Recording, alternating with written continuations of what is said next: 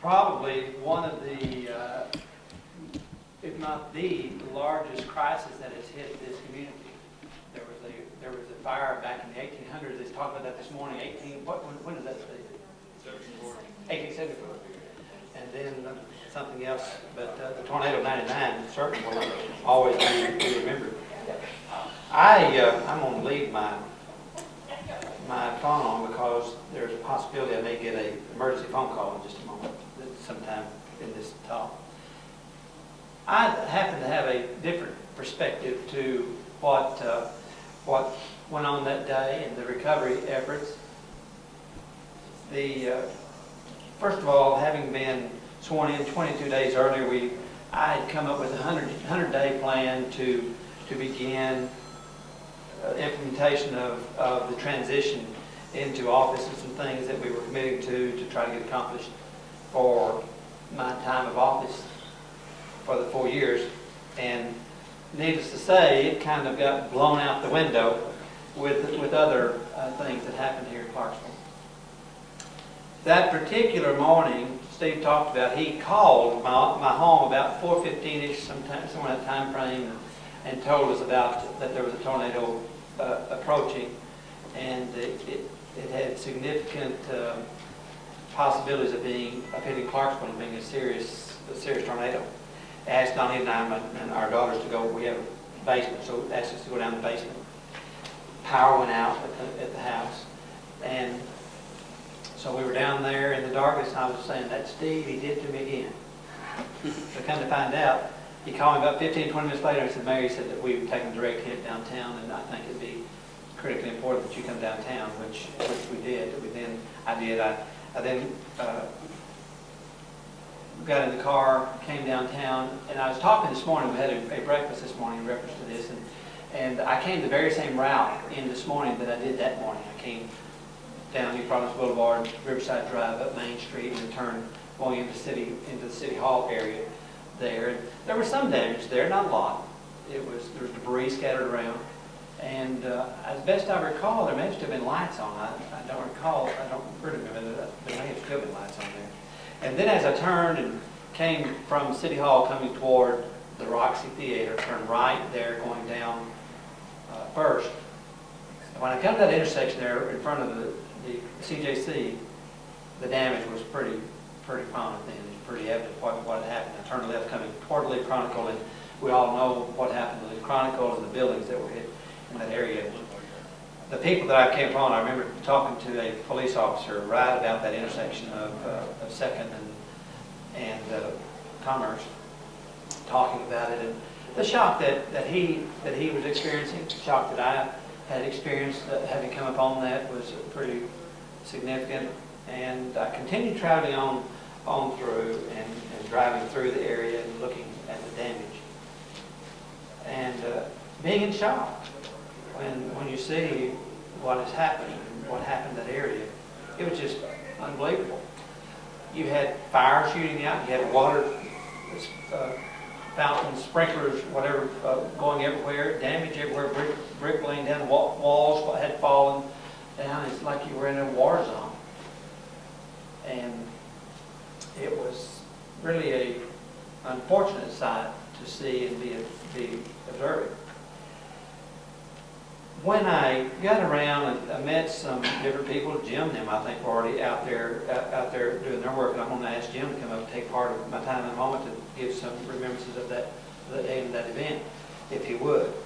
But shortly, so I got time this trip took place. It was probably 5:30ish, and I immediately, once I got involved down here and found out what was going on, I called LaVoyd Hutchins, who was chief of police at that time, and asked him from a safety, security standpoint, where were we in that area, and he said that the police department had taken a direct hit and that many of the officers and others were trying to get things organized there, which was an unfortunate task that we weren't able to do.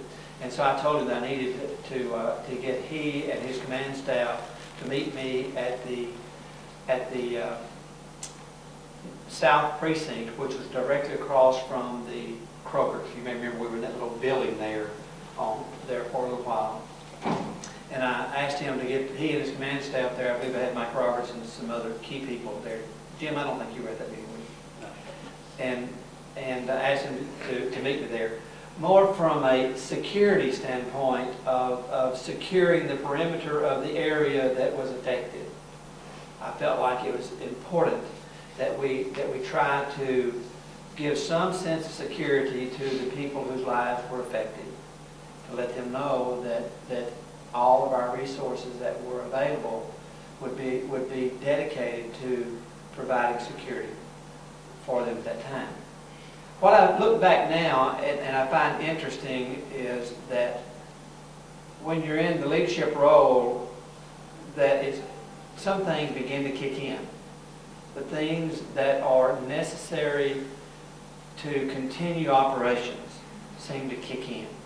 The setting up security, the making sure that there's no one hurt. We set up, I asked the chief to get those that had dogs that were capable of ferreting out people that maybe had been hurt. And we got them together. So sometime early to mid-morning, we were able to come down through the area here and search for anyone that might have been hurt. And so there was quite a few things that went on. We then convened. I got all the department heads together sometime during that day, and I had them meet me at the mayor's office. We needed a generator to be able to get some electricity. I guess electricity was down. We had to get that all going. We met there on an emergency meeting to be able to get a good understanding of their departments, where they were in their departments, what damage was done, and how that we were going to work in tandem, working together to begin the reconstruction of Clarksville. And that certainly was an eye-opening experience too. But what I found was the department heads and the leaders, Jim Durrett played a pivotal, key role in the reconstruction of our downtown, the cleaning up of our downtown.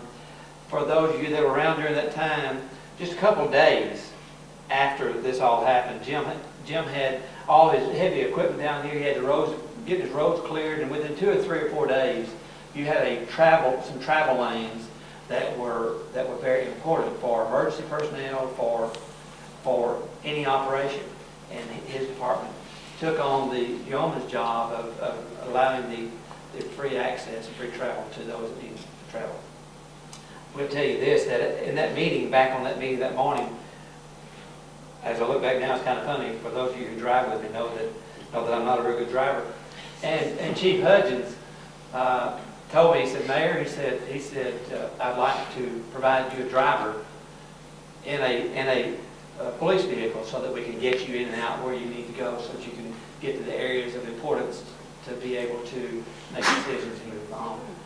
And the reason I bring that up to you is because many of those, Jim Durrett and others even today, say that I probably need a driver even today. In these good times, if I had a driver now, they would recommend that I continue to have a driver. But I had a driver that really did help me to navigate through the community, give a good understanding as to the total damage of our community, and then come up with some type of a organized plan, if not in my mind, eventually get it established through on paper, and then by the establishment of the Central Business Improvement District, which David Riggins did a wonderful job in there. But he also David served as the co-chair. He and Jeff Dibb, I appointed them as the co-chair for the Downtown Redevelopment Task Force.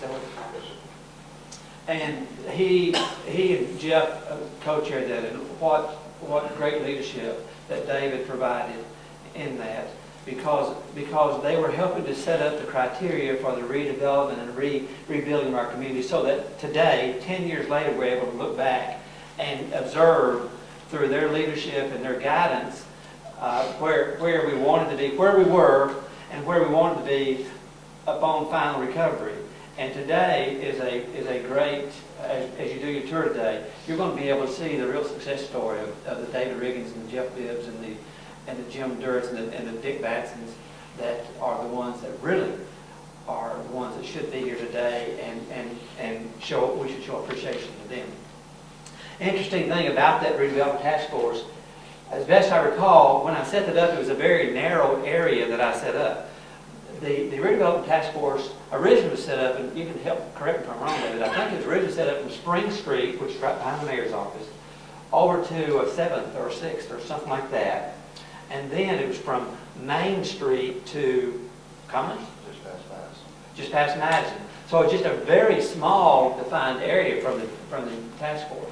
It became apparent once that task force became operational that we need to widen that. We want to give a larger, consequently the Central Business Improvement District took place, and out of that was born the Downtown District Partnership, which I appointed. I appointed the Central Business Improvement District. Dick Batson was chairman of that, and had a very great group of people that were giving a lot of their time, efforts, energies. And then from that, we are now enjoying the fruits of the Downtown District Partnership for the redevelopment of our downtown. That is all born out of the tornado.